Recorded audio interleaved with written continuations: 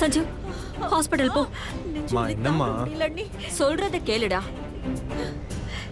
அந்த பொண்ணை நான் பாக்குறத விட எனக்கு சிந்தாமணி உயிர் தான் முக்கியம். போடா. ஐயோ வலி தாங்க முடியலையே. ஐயோ முடியலையே.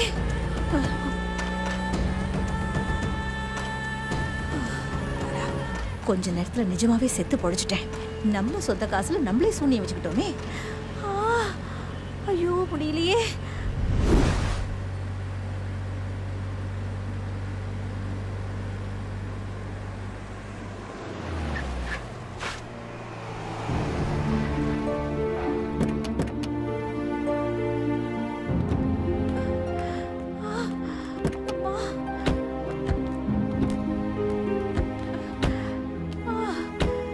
பாத்து வா. உள்ள வா. சீதா என்னாச்சு? வாங்க சொல்றேன். உள்ள வா. சீதா என்னாச்சுன்னு கேக்குறேன்ல. அதை ஏன்பா கேக்குறீங்க? கோவில நெஞ்சொலின்னு சொன்னாங்க. ஹாஸ்பிட்டலுக்கு கூட்டு போனா டாக்டர் ஒரு பிரச்சனையும் இல்ல, எல்லாம் மனப்பிராந்துன்னு சொல்லிட்டாரு.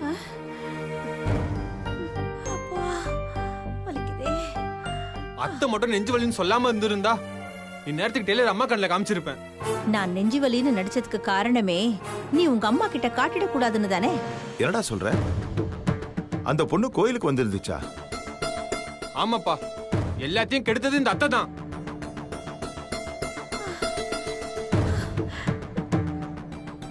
கண்டதை திங்க வேண்டியது, கேஸ் அதிகமாகி எங்கேயாச்சும் அடைச்சுக்கும், உடனே நெஞ்சு வலின்னு கத்த வேண்டியது.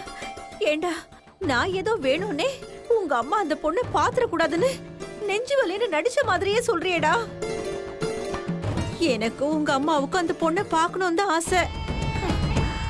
அது நடக்காம போச்சு. அதுக்காக என்ன குறை சொல்லிக்கிட்டே இருப்பியா?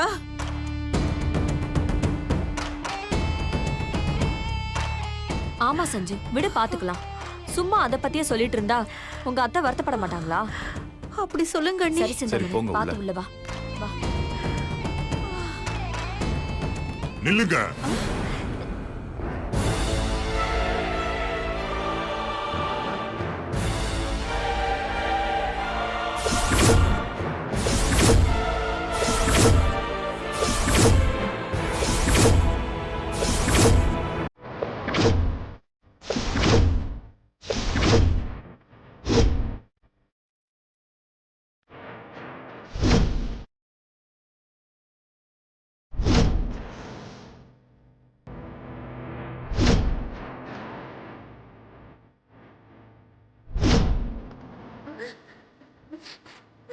எல்லாரும் அமைதியா இருந்தீங்கன்னா நான் வந்த வேலையை முடிச்சிட்டு நான் பாட்டுக்கு போய்கிட்டே இருப்பேன். ஏதாவது பிரச்சனை பண்ண ட்ரை பண்ணீங்க, உங்க குடும்பத்துல ஒரு ஆளு குறைஞ்சிடும், பாத்துக்கோங்க.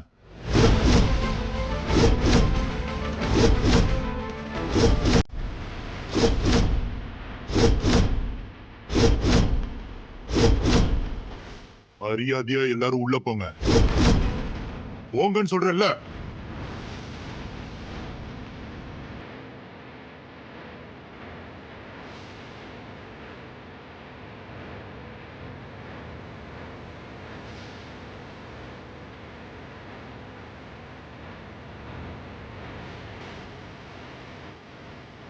அப்படி போய் நில்லுங்க.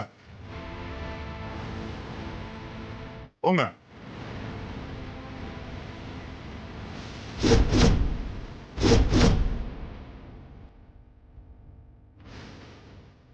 ஆன்சர்.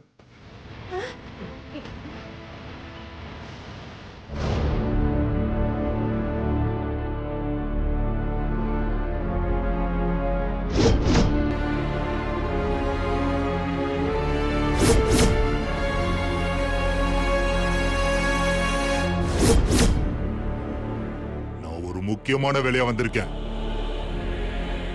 அது வரைக்கும் எல்லாரும் அமைதியா இருக்கணும்.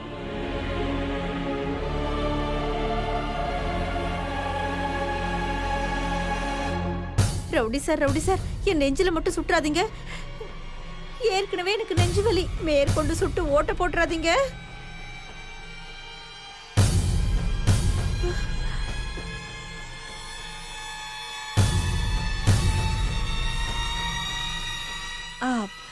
உங்களுக்கு நகை பணம் தான் வேணும்னா எங்க அண்ணிக்கிட்ட சாவி இருக்கு. அப்புறம் அவங்களோட ரூம் மேல இருக்கு. அந்த ரூம்ல பீரோ இருக்கு. அந்த பீரோக்குள்ளதான் நகை பணம் எல்லாம் இருக்கு. எனக்கு அதெல்லாம் ஒண்ணு வேணாம். எனக்கு வேற ஒண்ணுதான் வேணும்.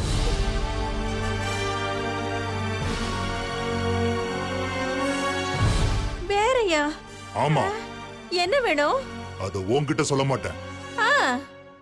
அதோ அவங்கிட்ட தான் சொல்லுவேன்.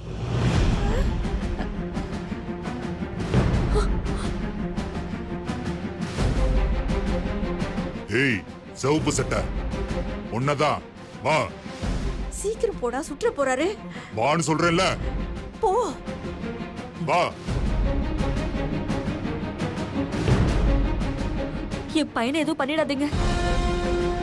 நீங்க என்ன கேட்டாலும் நான் தரேன். என் பையனை மட்டும் எதுவும் பண்ணிடாத. உன் பையன் உயிரோட வேணும்னா நான் கேக்குறத கொடுக்கறானா இல்லையாங்கிறத பொறுத்து இருக்கு.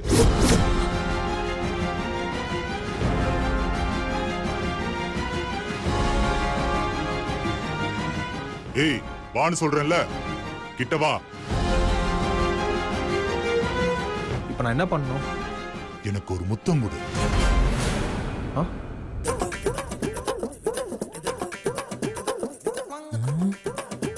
முத்தமா? ஐயே, முத்தமா? ஒருவேளை இவன் அவனா இருப்பானோ? ஐயே, சி. முத்தம் கொடுக்கறியா இல்ல சுடவா? ஏய்,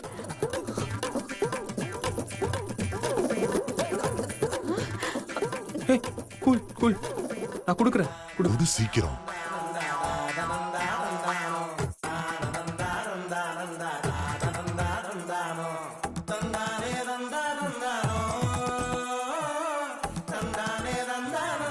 ஏய், டேய் சஞ்சய், வேணாடா. ஏய், வேணாடா. விடுடா. சொன்னா சுடுடா. பாத்துடா. ஏய், வேணாம். சஞ்சய், விட்டுடா. பாத்துப்பா. ஏய். டேய் சஞ்சய், பாத்துடா. டேய்.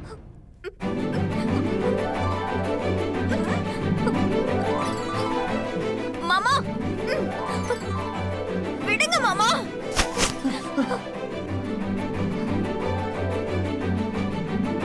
ஏய், ஸ்ரீஜா.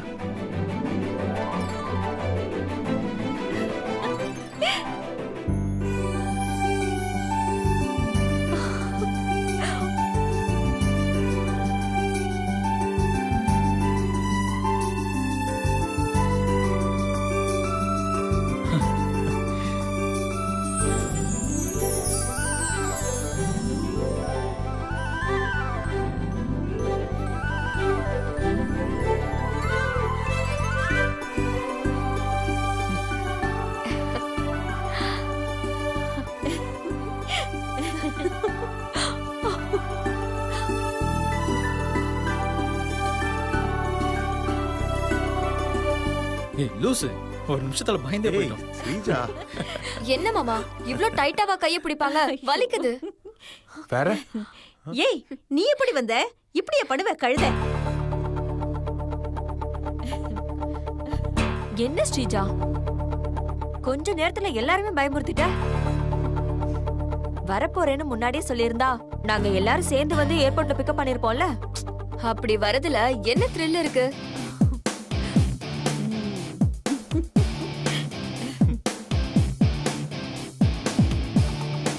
யுஎஸ்ல இருந்து ரொம்ப வருஷம் கழிச்சு வர, சும்மா வந்து என்ட்ரி கொடுத்தா நல்லா இருக்குமா? இப்படி எல்லாம் பண்ணாதானே ஒரு த்ரில் இருக்கும்.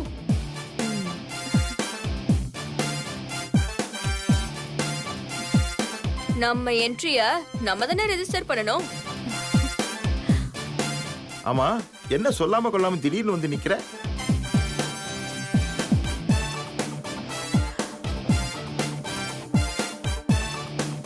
படிப்பு முடிஞ்சிருக்கும், அதான் திரும்ப வந்திருப்பா. கரெக்டா சொன்னீங்க மாமா. என்ன ஸ்ரீஜா, யூஎஸ் காலேஜ் எல்லாம் சூப்பரா போச்சா? ரொம்ப ஜாலியா போச்சு மாமா.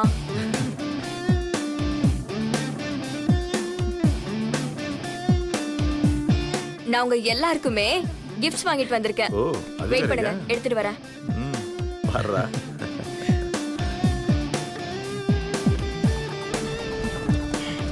ஏதோ கொண்டு வந்திருக்கா போல. என்னத்த நிறைய கொண்டு வந்திருப்ப போல. ஆமா ஆமா. இது ஏன் செல்ல அம்மாவுக்கு smart phone. O thank you. ஆமா, ஓ எப்படியும் நியூ மாடல் ஸ்மார்ட் போனா தான் இருக்கும். அத்தைக்கு யுஎஸ்ல இருக்கிற பெஸ்ட் பிராண்டோட ட்ரெடிஷனல் பட்டு புடவை.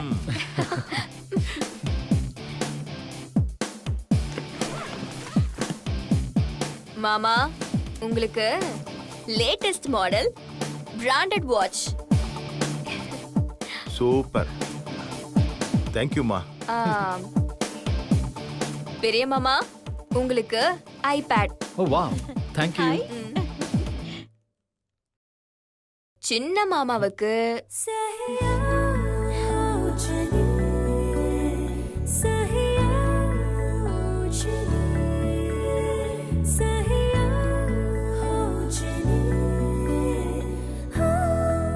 என்ன ஸ்ரீஜா, சஞ்சீவுக்கு என்ன வாங்கிட்டு வந்திருக்க?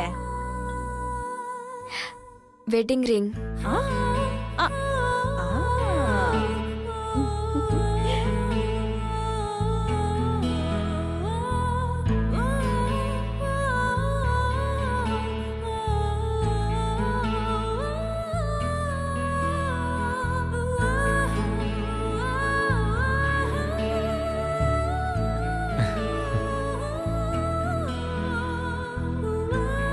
மேரேஜுக்கு இந்த ரிங் தான் பொண்ணுக்கு போடணும். பாத்தீங்களா அத்தை? சூப்பர்ல? அதெல்லாம் ஐயா கண்டிப்பா போடுவாருமா. நீங்கெல்லாம் காஃபி எடுத்துக்கங்க. எடுத்துங்க ஐயா.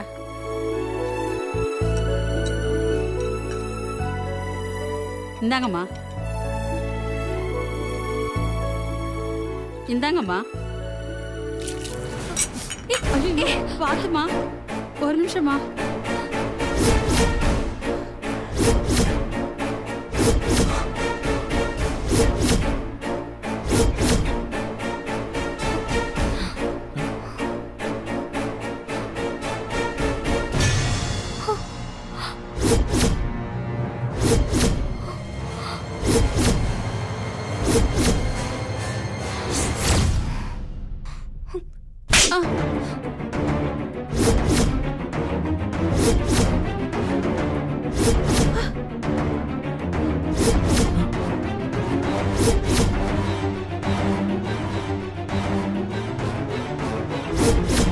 ஆஃப்டர் ஆல் வேலை செய்யற சர்வன்ட் நீ.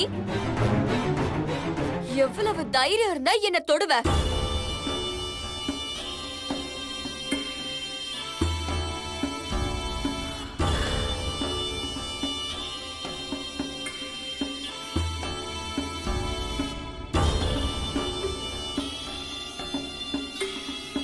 ஏமா ஸ்ரீஜா, உன் மேல காஃபி கொட்டினதுனால தானே அவ கிளீன் பண்ணா.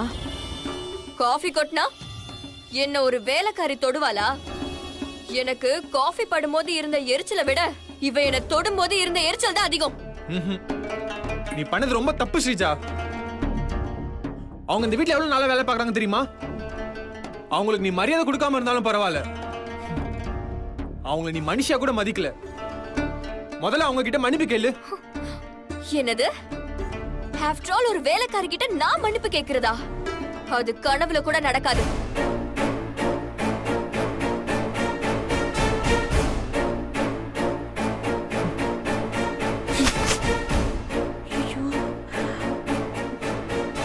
இத புடிடா.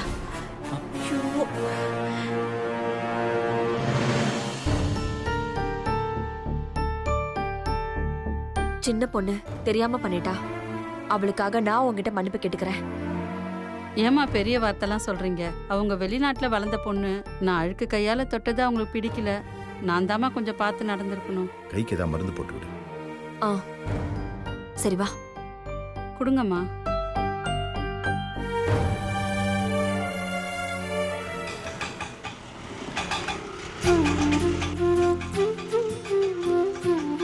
இந்தப்பா. சரிம்மா.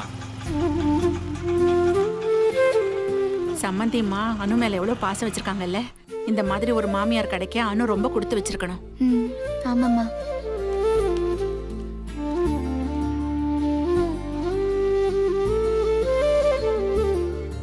அபி நில்லு.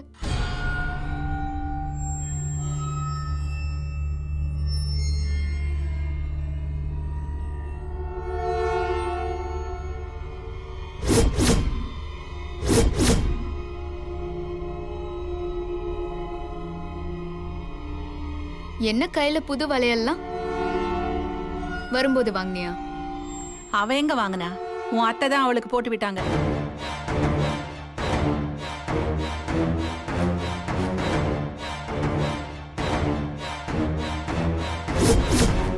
சீதா அத்தையா? ஆமாம்மா.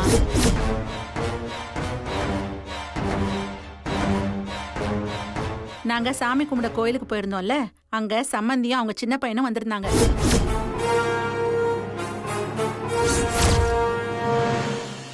அவங்க சின்ன பையனுக்கு சீக்கிரமா கல்யாணத்துக்கு பொண்ணு அமையணும்னு ஏதோ வேண்டிக்கிட்டாங்க போல இருக்கு. அதை நிறைவேற்றுறதுக்கு வந்திருந்தாங்க. ஐயரு சம்மந்திக்கிட்ட வளையல கொடுத்து, இந்த கோயில்ல இருக்கிற ஏதாவது ஒரு கன்னி பொண்ணுக்கு இந்த வளையல தானமா கொடுன்னு சொல்லிருப்பாங்க போல. அவங்க கோயில்ல ஏதாவது பொண்ணு இருக்கான்னு தேடிக்கிட்டு வந்தப்போ அபிய பாத்துட்டாங்க.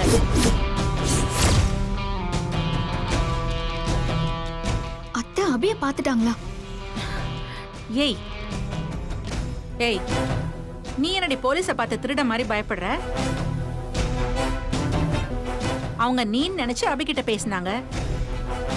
கன்னி பொண்ணு தானம் கொடுக்க வளையல வாங்கிட்டு வந்தாங்க. அதை அபிக்கு போட்டு விட்டாங்க.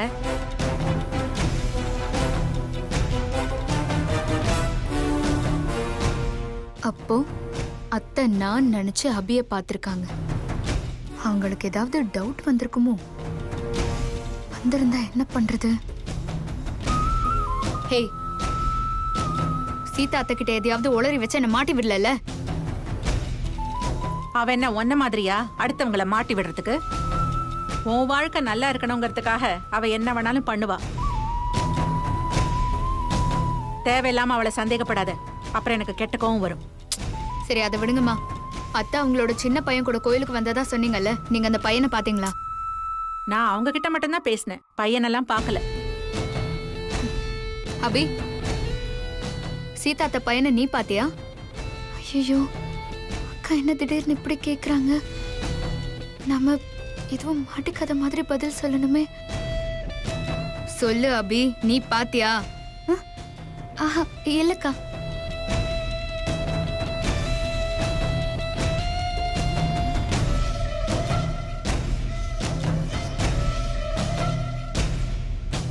நான் இப்பவும் சொல்றேன் அனு, நீ பண்ணது கொஞ்சம் கூட சரியில்லை. நீ தேவையில்லாம சொன்ன பொய்யால உன் கல்யாணம் நிக்கிறதுக்கு கூட வாய்ப்பு இருக்கு. தவளை தான் வாயிலே கெடுங்கிற மாதிரி உன் வாழ்க்கை ஆயிட போகுது. எனக்கு தெரிஞ்ச வரைக்கும் சம்மந்தி ரொம்ப நல்லவங்க. நீயே அவங்க காலில் விழுந்து மன்னிச்சிருங்கன்னு சொல்லி உண்மையை சொல்றதுதான் உன் வாழ்க்கைக்கு நல்லது. அப்புறம் உன் இஷ்டம். அதெல்லாம் நான் பாத்துக்கிறேன், நீ போமா. இந்த மாட்டு மூலக்காரங்களுக்கு சொன்னா புரியாது. பிரச்சனை நடந்து செருப்படி வாங்கினாதான் புரியும். ஏன்னா அது அவங்களோட விதி, மாத்தவா முடியும்? நல்ல அனுபவி, உன்னெல்லாம் திருத்தவே முடியாது. நீ வா அபி.